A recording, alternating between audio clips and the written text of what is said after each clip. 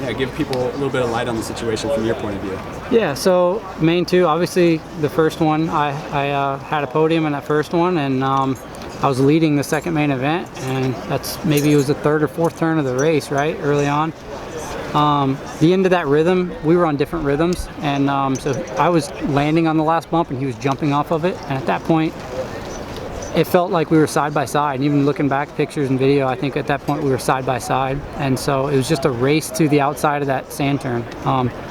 There was never, in my mind at least, there was never the option to go inside. It was brand new, and there was a bunch of rollers on the inside, and the outside was just a perfect sand berm. Yeah. So at that point it was a drag race to the outside, and I thought because my wheels are on the ground, I'm driving, I can beat him there. And I think he just had a little more momentum than I anticipated. Yeah. And by the time I realized he wasn't letting off and he had a wheel on me, I hit the brakes, but it was too late. We're going really fast, and it was sand, obviously. So just kind of slid and ran into him. I had no intention of running into him, and obviously it messed up my night too. I think I could have had an overall podium there, but yeah, it was a mistake. If I could turn back time, I would have just checked up on the last triple and gone to the inside. But by the time I jumped the last triple, the way I jumped it, I was jumping it with all forward momentum versus kind of popping it to go inside. Totally. By the time I was there, I was committed to going outside, and like I said, by the time I realized it's not happening, I hit the brakes and it was too late. So it's a bummer. I'm glad he's not hurt. I'm glad I'm good. Just a bummer deal. It cost a podium, and yeah, just not the way you want it to go, but it's racing sometimes. Totally. Well, I respect hearing your side, man, and like it's definitely tough to see a lot of people talk online, but you said it great in your interview with Swap Moto that it's just on the phone, right? And there's probably not a lot of people that have the guts to come talk to you about it in person. It's just social media stuff. So that definitely changes our world, and definitely affects how people interact with each other nowadays.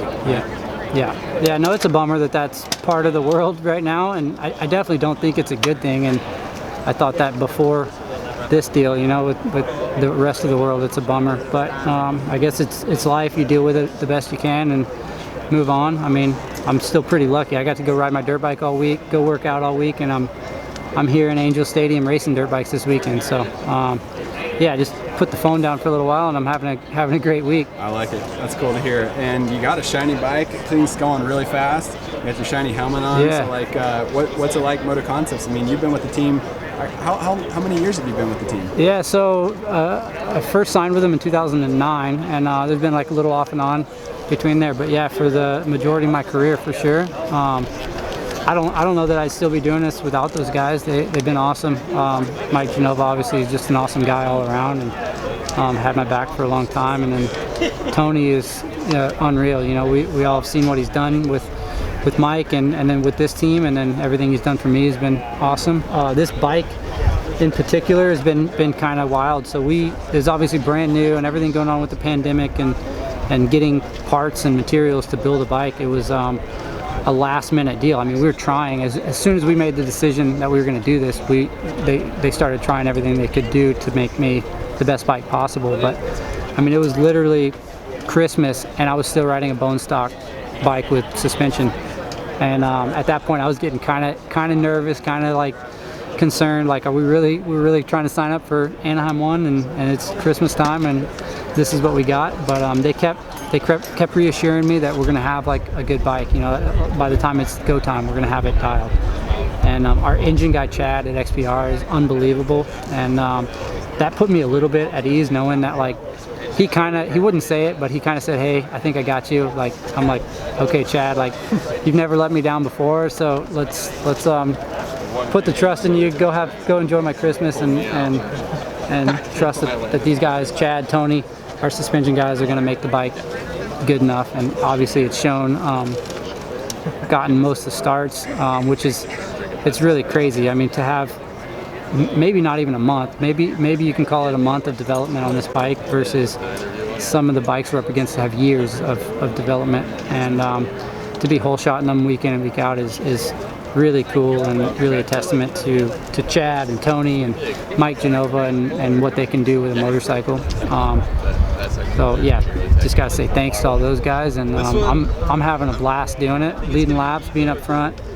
I was pretty reluctant to the idea at first, like really, like I'm kind of hitting my stride on the 450. I feel like I'm getting better every year, and like now we got to go do this. I got to learn a new bike. I'm not big on change. I got to learn all this new stuff, and it took a little convincing on their part. Even Brayton had to kind of have some phone calls with me and convince me, and by the time I bought in, it was good, and I'm really glad I did. I'm having a blast, and yeah, looking forward to tomorrow night, and then we still got quite a bit of racing left. You know, Seattle, Denver, Atlanta, Salt Lake. Gonna have some fun, but also gonna jump on the 450 next weekend, and I'm looking forward to that too. So you'll be racing all the East rounds on the 450? That's the plan right now, yeah. So I got one day last week on the 450. It was a handful because the bike I was riding last year was closer to stock. It was kind of weird just developing it, and now Chad's worked his magic with that one too, and it was a handful. But I think give myself next week and get 3 or 4 good days on it, and I think I'll be feeling pretty good on it. And yeah, it's going to be good just to change it up, keep racing, but change it up. You know, it can get kind of monotonous doing the same stuff. Even like this stadium we've been at 3 times now, so switch it up, go back east, football stadiums, different class, different bike. I'm looking forward to it. Super cool. All right, well, good luck. Right on, appreciate it.